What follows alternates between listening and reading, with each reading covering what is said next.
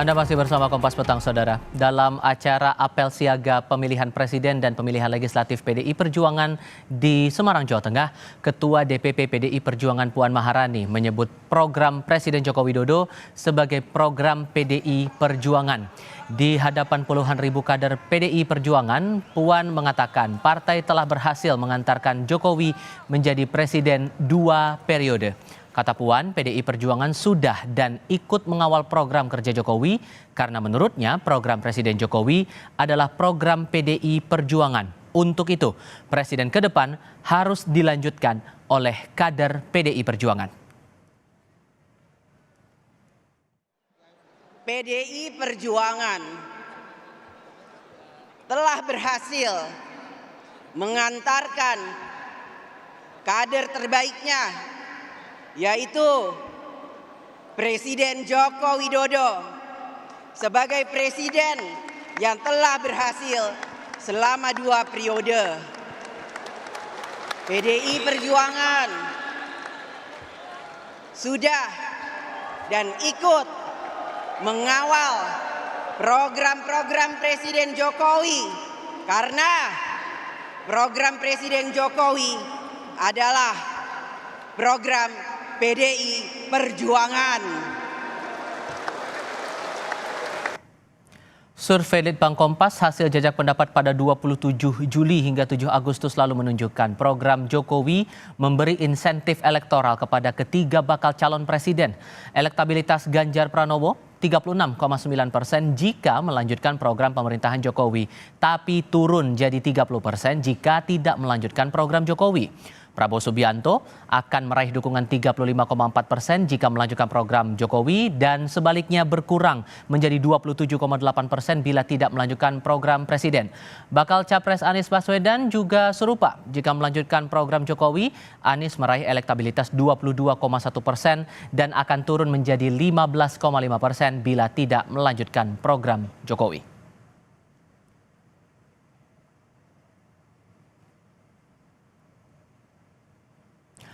Puan Maharani mengklaim program pemerintahan Presiden Joko Widodo adalah program PDI Perjuangan. Dalam sejumlah kesempatan, Prabowo juga menyatakan akan melanjutkan program kerja Jokowi. Lalu bagaimana membaca konteks politik dari klaim PDI Perjuangan atas program Jokowi ini? Sudah bergabung saat ini politisi PDI Perjuangan Arya Bima dan juga bergabung juru bicara pemenangan Prabowo Subianto Wihadiwianto dan Direktur Eksekutif Carta Politika Indonesia Yunarto Wijaya. Selamat sore semuanya, apa kabar? Selamat sore. Selamat sore. Terima kasih sudah bergabung bersama kami. Mas Bimo, saya ke Anda dulu. Untuk pernyataan dari Mbak Puan tadi malam, program Presiden Jokowi adalah program PDI Perjuangan. Ini apakah bisa dimaknai bahwa posisi PDIP tegas ini program tidak bisa diklaim oleh kader-kader manapun atau partai manapun atau bakal calon presiden manapun karena Presiden Joko Widodo adalah kader PDI Perjuangan? Saya luruskan ya, bukan klaim ya. Jadi memang itu adalah akibat dari komunikasi konstitusi kita. Komunikasi konstitusi, komunikasi dalam koridor konstitusi. Bahwa Pilpres itu diikuti oleh perorangan yang diusung partai politik. Dasarnya itu. Ya, jadi tidak ada calon presiden yang tidak diusung partai politik. Dasarnya itu, bahwa turunan dari calon presiden yang diusung oleh partai politik, ini kan bukan mengusung orang kayak naik Grab ya, mindahkan dari suatu tempat ke tempat satunya. Misalnya dari rumah saya Kalibata ke Senayan, kan bukan itu, mengusungnya kan bukan itu. Yang diusung ini kan satu bentuk narasi besar, yaitu dari tentunya ideologi. Kita komit NKRI harga mati, Pancasila, ya, kemudian kebinekaan tunggal-ikaan, bineka tunggal ika, ya, pluralisme, ini ideologi. Kemudian konstitusi diturunkan ke visi, misi, kebijakan, program. Nah, ini jelas dipersiapkan sebelum Pak Jokowi dideklar menjadi seorang calon presiden yang dulu terkenal dengan nawacita. Ya. Misalnya nawacita yang pertama menolak negara lemah dengan melakukan reformasi sistem dan penegakan hukum yang bebas korupsi, bermartabat, dan terpercaya.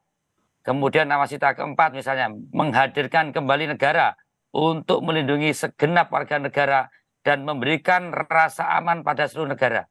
Ini kan jelas. Sampai nawacita yang ke-9 meningkatkan produktivitas rakyat dan daya saing di pasar internasional. Ini memang dibuat oleh PDI Perjuangan yang akhirnya disepakati dengan partai pengusung yang lainnya. Kemudian pada periode kedua setelah nawacita, waktu itu ada 5 tambahan program yang diusung Pak Jokowi dan Kiai Ma'ruf. Jadi betul-betul misalnya satu hal program yang pertama saat Pak Jokowi dan Kiai Ma'ruf. Pertama adalah pembangunan kualitas sumber daya manusia Indonesia terutama saat memasuki era kemajuan teknologi dan informasi. Inilah yang dibawa ke KPU. Ya tentunya waktu itu formulasi kita bareng-bareng diusung dengan partai. Saat ini saya Komisi 6, 20 tahun di Komisi 6, saya dipanggil DPP. Misalnya soal infrastruktur, apa yang sudah terlaksana, apa yang sudah dilaksanakan belum selesai, apa yang belum. Kemudian ditarik Oktober 2024 selesai, ditarik mundur dulu, enggak, jangan diputus dulu. Saya ditanya, mana yang terlaksana, mana yang belum, mana yang terlaksana, tetapi ada kecenderungan tidak efektif, kurang maksimal, kurangnya apa. Jadi itu tidak klaim, ya, tapi memang itu diusung, mengusung, bukan mengusung orang saja, tapi mengusung visi misi program dan kegiatan. Tetapi bahwa itu bersama partai-partai lain dan bersama seluruh komponen bangsa yang diundang oleh PDI Perjuangan, kalangan intelektual, rohaniwan, budayawan, kalangan birokrasi, kalangan seniman, kalangan teknokrat itu diundang. Saya kira itu maksudnya, tapi Puan. Kemudian ini disampaikan Mbak Puan tadi malam itu, apakah ini sebagai bentuk counter narasi bahwa Pak Prabowo Subianto juga menyampaikan bahwa ia berkomitmen untuk melanjutkan programnya Pak Joko Widodo nanti? Saya kira bagus ya kalau Gerindra melanjutkan programnya Pak Jokowi ya. Yang jelas bahwa nawacita yang pertama dan kedua itu bukan nawacitanya Gerindra, itu pasti. Bukan nawacitanya Pak Jokowi, pasti ya. Itu adalah nawacita, bukan nawacitanya Pak Prabowo. Nawacita pertama dan kedua itu nawacitanya Pak Jokowi, Pak Yusuf Kalla, dan Pak Jokowi, Pak Kiai Ma'ruf, dan PDI Perjuangan sebagai partai pengusung yang mempersiapkan itu beserta partai-partai pengusung lainnya yang mendapatkan berbagai kompilasi masukan-masukan dari berbagai sumber yang ada. Jadi saya menghormati kalau Pak Prabowo ingin melanjutkan program Jokowi, juga melanjutkan apa yang sudah disiapkan betul-betul oleh PDI Perjuangan. Itu tidak ada masalah. Ya. Nah, Mas Wihadi, kalau kita kutip lagi pernyataan Mbak Puan kemarin itu, untuk itu presiden ke depan harus dilanjutkan oleh kader PDI Perjuangan. Apakah dari pihak Gerindra merasa tersindir begitu? Karena kan komitmen dari Pak Prabowo juga beberapa kali menyampaikan akan melanjutkan program presiden kalau terpilih menjadi presiden begitu. Kalau dalam pertemuan suatu partai dan ada konstelasi partai pemilihan presiden dan adanya satu kesinambungan daripada kepemimpinan yang dicalonkan oleh partai tersebut tentunya akan menyatakan demikian. Namun kalau kita melihat di sini bahwa apa yang sudah terjadi sekarang ini yang dilakukan oleh Pak Jokowi, nah ini tentunya kan pada saat tadi yang disampaikan oleh Mas Bimo mengenai masalah bagaimana meneruskan suatu program-program Pak Jokowi, tentunya kan sekarang ini Gerindra sendiri juga ada dalam pemerintahan, yang artinya Pak Prabowo ini juga menjalankan program-program apa yang sudah diprogramkan oleh Pak Jokowi dalam kabinet yang sekarang. Nah tentunya bahwa hal ini kan sudah menjadi suatu program negara, program negara, bukan lagi program suatu partai. Nah, jadi apa yang menjadi satu program, dan kita melihat bahwa yang Pak Prabowo pada saat itu terlibat dalam pelaksanaan program-program yang dilakukan oleh Pak Jokowi sebagai presiden dan Pak Prabowo sebagai pembantunya, tentunya melihat bahwa program-program mana yang baik dan salah satunya program-program mana yang bisa langsung diteruskan. Nah, disinilah makanya Pak Prabowo melihat sebagai berbangsa dan bernegara ini tidak bisa sendirian.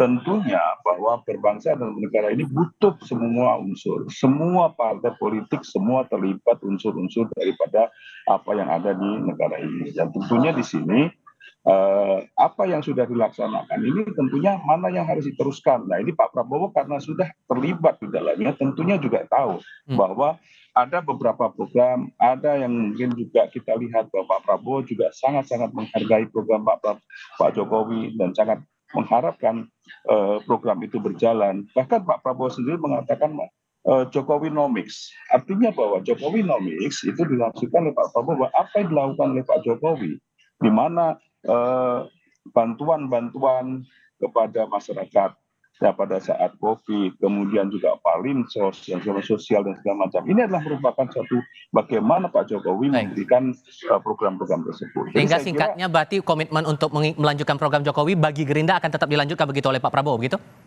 Saya kira itu sudah menjadi komitmen bahwa apa yang akan dilakukan oleh Pak Prabowo itu tetap bahwa apa yang sudah dilaksanakan oleh Pak Jokowi ini tentu diteruskan. Karena bagaimanapun Pak Jokowi sudah mencanangkan untuk Indonesia Emas 2045. Artinya di sini kesinambungan itu harus terus dijalankan. Baik. Oke, Mas Toto, apa yang Anda cermati sebetulnya di balik pernyataan dari Puan Maharani tadi malam itu di Semarang? Sebenarnya kalimatnya biasa-biasa saja ya. Kalau kita lihat, kan nggak mungkin dalam acara PDI Perjuangan lalu mengatakan kader partai lain yang harusnya menjadi presiden, ya sudah pasti dia berbicara mengenai kader partainya sendiri. Tetapi memang kalau mau dilihat secara kritis, dan menurut saya bagus ya ada dialektika mengenai pengakuan mengenai siapa yang paling pantas melanjutkan legasi Pak Jokowi melalui narasi-narasi yang seperti kemarin Mbak Puan sampaikan. Misalnya Mbak Puan mengatakan kan terkait dengan programnya Pak Jokowi adalah program PDIP. Betul, tadi udah dijelasin tuh sama Mas Bimo bahwa memang kalau kita bicaranya konteks 2014, kita bicara 2019, dari di antara dua partai ini yang memang ikut dalam proses penyusunan program Pak Jokowi ya hanya PDI Perjuangan. Walaupun ada beberapa partai yang lain ya. Memang ada fakta menarik bahwa dulu Pak Prabowo punya visi misi dan program yang berbeda karena dia adalah lawannya Pak Jokowi. Tapi betul juga bahwa kemudian tadi Pak Wihadi mengatakan dalam perjalanan Pak Prabowo kemudian sudah menjadi bagian dari pemerintahan Jokowi seketika itu, lalu kemudian punya komitmen untuk melanjutkan pemerintahan Jokowi. Nah, bagaimana kemudian memaknai ini? Ya, saya pikir ini awal mula dari bagaimana seharusnya pertarungan antara Ganjar dengan Pak Prabowo ini memang harusnya beranjak ke hal yang lebih berkualitas dibanding sekedar adu billboard, adu banyak postingan mengenai siapa yang lebih sering bertemu dengan Jokowi, atau kemudian adu persepsi mengenai siapa yang lebih disayang oleh Jokowi. Masuklah mereka dalam perbincangan, dalam narasi mengenai apa saja yang akan dilanjutkan dari pemerintahan Jokowi, bagaimana percepatan dilakukan, adu hatam berbicara mengenai hilirisasi, adu hatam berbicara mengenai lepas dari middle income trap, dan lain-lain. Itu yang sebenarnya ditunggu oleh para pemilih Jokowi terkait dengan Pak Prabowo dan Mas Ganjar yang sama-sama mengklaim dirinya sebagai penerus Jokowi. Sayangnya yang kita lihat sekarang kan masih pada level pertarungan gimmick. Bahkan masih masuk dalam pertarungan narasi ketika muncul nama Gibran sebagai salah satu yang didorong-dorong menjadi cawapres melalui gugatan MK, itu bagian dari kemudian ingin mengklaim siapa yang lebih bisa menunjukkan gimmick dekat dengan Pak Jokowi. Jadi apakah misalnya Gibran sekalipun mewakili Jokowi dalam konteks maju sebagai cawapres atau capres bisa kemudian kita anggap linear dengan kapasitas untuk melanjutkan Jokowi, kan belum tentu. Ide dan pertarungan ide dan gagasan dari Pak Prabowo dan Mas Ganjar lah yang kemudian bisa menunjukkan siapa yang paling punya kapasitas memang untuk melanjutkan Jokowi kalau mau mengklaim mengenai keberlanjutan ini. Itu sih menurut saya yang harusnya ke depan kita bisa lihat. Oke, tapi topik diskusi kita juga akan dilanjutkan dengan hal yang juga tidak lepas begitu dari diskusi kali ini sehubungan langsung dengan Jokowi Effect. Ini juga kan terlihat juga dalam riset yang dikeluarkan harian Litbang Kompas terakhir kali bahwa ketiga bakal capres ini siapapun yang kemudian punya komitmen untuk melanjutkan programnya Presiden Joko Widodo, elektabilitas saya akan ikut terangkat, ikut terdongkrak begitu. Nah, sejauh mana kemudian efeknya ini bakal berlanjut untuk beberapa waktu mendekati masa pemilihan, apakah ini juga akan terlihat sama atau justru sebaliknya? Kita akan coba diskusikan lagi di sesi berikutnya. Tetap bersama kami saudara di Kompas Petang. Survei terakhir Litbang Kompas ini menunjukkan elektabilitas Ganjar Pranowo bila kemudian berkomitmen untuk melanjutkan program kerja dari Presiden Joko Widodo akan naik menjadi 36,9%. Akan turun kalau kemudian tidak melanjutkan program Jokowi menjadi 30%. Apakah kemudian Mas Bimo pernyataan Mbak Puan di Semarang tadi malam itu karena sudah mengetahui ada dampak elektoral nih terhadap Mas Ganjar di pemilihan nanti? Ya, selama Pak Ganjar Pranowo diusung PDI Perjuangan tidak mungkin programnya tidak sustain. Ya kalau ini Nawacita 1, Nawacita 2, kemungkinan bisa juga Nawacita 3 gitu. Sampai hari ini saya setiap kali diundang Litbang PDI Perjuangan satu persatu dari pimpinan Poksi dan komisi, ditanya hal-hal yang terkait dengan program yang tadi sudah selesai yang mana, yang baru berjalan yang mana, yang belum berjalan mana, yang sampai Oktober 2024 Pak Jokowi berakhir nanti, hal-hal apa saja yang harus di-push di tahun anggaran ini. Jadi betul-betul detail kita itu mengikuti masalah program ini, ya, tidak bicara soal kotel efek. Kalau sampai ini gagal, kita bertanggung jawab pada rakyat itu. Ya, jadi persoalannya bahwa mandat rakyat ini kita harus selesai sampai Oktober 2024, dan yang namanya program Pak Jokowi ini tidak hanya sekedar kita memenangkan, tapi mengawal dari politik anggaran.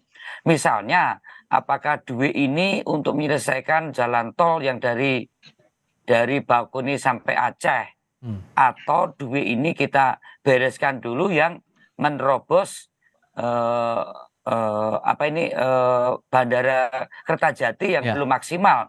Ini kita diskusikan gitu. Jadi kita sampai hari ini tidak berpikir soal kotek efek, tapi memang tugas kami harus membereskan program ini, dan hal-hal yang baru berjalan belum selesai atau hal-hal yang sudah diprogramkan belum berjalan, itulah tugas Ganjar Pranowo gitu loh kalau nanti jadi presiden. Jadi ini adalah sesuatu yang sustain. Tujuan dari kita mengikuti Pilpres PDI Perjuangan kali ini adalah melanjutkan program-program Nawacita 1, Nawacita 2 yang waktu itu adalah diusung oleh Pak Joko Widodo. Jadi itulah yang menjadi tugas dari Pak Ganjar Pranowo nanti kalau dia atau Pak Ganjar menjadi presiden. Melanjutkan program Nawacita 3 mungkin kita sebut. Oke, hal yang sama juga dialami oleh Pak Prabowo Subianto kalau dalam catatan survei Litbang Kompas, Mas Wihadi. Kalau melanjutkan program presiden, elektabilitas Pak Prabowo 35,4%. Kalau tidak melanjutkan bakal turun ke 27,8%. Apakah kemudian partai juga sedari awal sudah mengetahui ada efek elektoral juga yang bakal dirasakan kalau kemudian program-program Presiden Joko Widodo ini akan diteruskan nanti? Jadi sejak awal Pak Prabowo bergabung di kabinet dan dengan Pak Jokowi menjalankan program-programnya, dalam berbagai kesempatan Pak Prabowo jauh-jauh hari sudah menyatakan bahwa apa yang sudah dilakukan oleh Pak Jokowi ini adalah sesuatu yang sudah benar dan perlu dilanjutkan. Jadi saya kira Pak Prabowo ini seorang yang berkomitmen, artinya melihat bahwa apa yang dilakukan Pak Jokowi ini dan melihat bagaimana ke depannya, bagaimana Indonesia ini ke depannya yang dalam pemikiran Pak Jokowi, dan itu tentunya disampaikan juga dan dijalankan oleh Pak Prabowo, itu sudah menjadi suatu gambaran atau komitmen Pak Prabowo untuk tetap menjalankan program-program Pak Jokowi tersebut. Karena di sini sudah jelas bahwa sebagai seorang pembantu presiden tentunya menjalankan apa yang sudah berjalan sekarang ini sudah tahu, dan ini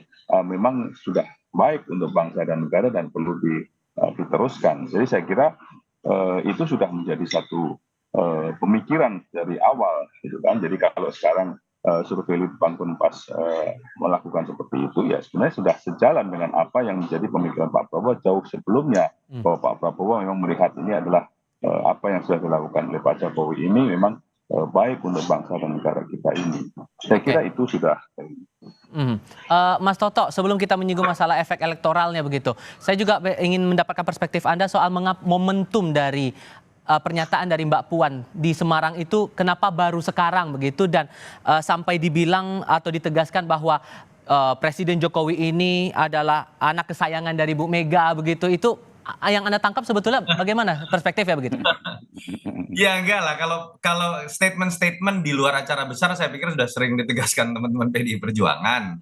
Tapi memang ada poin yang menurut saya sifatnya personal ya, terkait dengan bagaimana Mbak Puan menerjemahkan kedekatan Ibu Mega dan Pak Jokowi dengan menggunakan istilah ada yang kemudian ingin memecah atau mengadu domba. Saya pikir itu hal positif ya di tengah pertanyaan banyak pihak apakah PDI Perjuangan betul mengalami kerentakan hubungan misalnya dengan Pak Jokowi. Kemarin saya pikir secara resmi Mbak Puan mengatakan tidak, kondisinya baik-baik saja. Tapi balik lagi poinnya kan menurut saya jangan sampai berhenti di situ. Kalau kita berhenti pada level membaca suasana hati Ibu Mega, suasana hati Pak Jokowi, suasana hati Pak Prabowo, ya buat saya itu urusannya elit dan biarkan di antara mereka secara personal. Buat publik tadi sesuai dengan survei Kompas, saya pikir wordingnya bagus ya sebagai lembaga survei, bukan tentang siapa yang lebih dekat dengan Jokowi dan bukan menguji ketika Prabowo didetikan dekat elektabilitasnya berapa, ketika Ganjar didetikan dekat berapa elektabilitasnya. Itu gak ada gunanya buat publik. Wordingnya saya suka. Siapa yang berkomitmen untuk melanjutkan pekerjaan Jokowi. Dan betul PR buat Pak Prabowo di situ lebih besar. Kenapa? Karena memang kalau kita berbicara mengenai apa yang pernah menjadi gambaran Pak Prabowo mengenai Indonesia, kita baru bisa tahu apa yang pernah terjadi 2014 dan 2019. Dan memang itu harus dijelaskan saat ini bukan hanya dengan keberadaan Pak Prabowo yang sudah menjadi bagian dari pemerintahan Jokowi. Ketika orang misalnya bertanya, apakah betul Pak Prabowo masih akan menyetop impor seperti dulu menjadi kritik 2 kali kampanye dalam konteks yang ekstrim gitu ya. Apakah kemudian akan berbicara konteks yang berbeda misalnya ketika terkait dengan kebocoran anggaran yang sering menjadi kritik Pak Jokowi terhadap Pak Prabowo terhadap Pak Jokowi, ataukah kemudian Pak Prabowo ketika masuk ke dalam pemerintahan Jokowi menyadari kritiknya selama ini salah, kan itu belum pernah terjelaskan.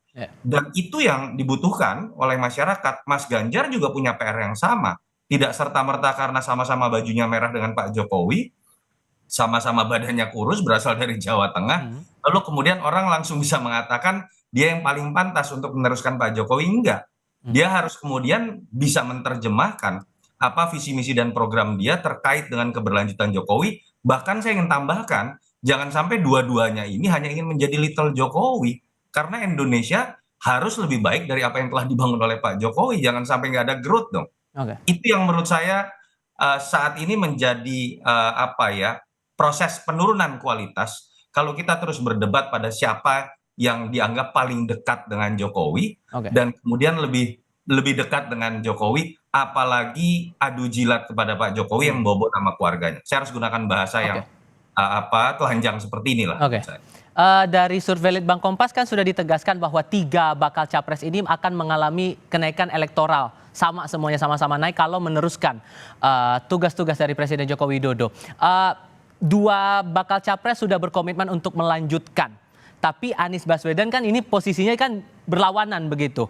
Mengusung nilai perubahan itu tadi. Dengan fakta data dari survei Litbang Kompas sedemikian sama-sama naik tapi ternyata ada sifat yang berkebalikannya dari Anies Baswedan. Anda mencermatinya bagaimana kemudian untuk Anies begitu, Mas Yunato? Iya, Mas Anies kan memang paling jelas mengambil positioning dari awal menjadi antitesa ya. Tapi catatan kritis buat Mas Anies juga, apakah antitesanya itu disebabkan karena dia sudah secara gamblang berhasil membuat paparan narasi dan visi misi yang menunjukkan dia punya posisi berbeda dengan apa yang telah dilakukan oleh Pak Jokowi? Enggak juga. Itu kan disebabkan hanya karena kebetulan dalam proses perjalanan politik Anies itu cenderung konfliktual dengan basis masa pemilih Jokowi setelah Pilkada DKI 2017 yang kemudian juga kebetulan dua partai utama yang mendekatinya 2 partai oposisi. Nasdem lalu kemudian juga ikut mendukung, dan entah kebetulan atau tidak Nasdem setelah mendukung Mas Anies lebih sering melakukan kritik kepada Pak Jokowi.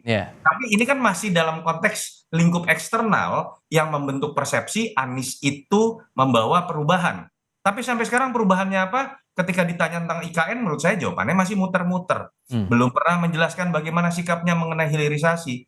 Jadi ada PR buat ketiga-tiganya menurut saya. Sama semua ya? Sudah berani mengambil positioning, tunjukkan kualitas Anda ketika mengklaim keberlanjutan atau perubahan tadi. Dan memang buat Mas Anies, catatannya adalah bagaimana dalam situasi Pak Jokowi kepuasan publiknya masih tinggi, dia harus membangun sebuah narasi yang tidak bersifat oposisi biner. Saya seakan-akan karena perubahan akan mengubah semuanya. Mau tidak mau dia harus mengakui ketika ada hal yang harus dilanjutkan, dia punya komitmen juga untuk melanjutkan apa yang sudah dianggap baik oleh masyarakat. Baik. Oke, Mas Wihadi terima kasih, Mas Toto terima kasih, Mas Arya Bima juga terima kasih sudah berdiskusi bersama kami di Kompas TV kali ini. Sehat selalu semua ya, selamat sore.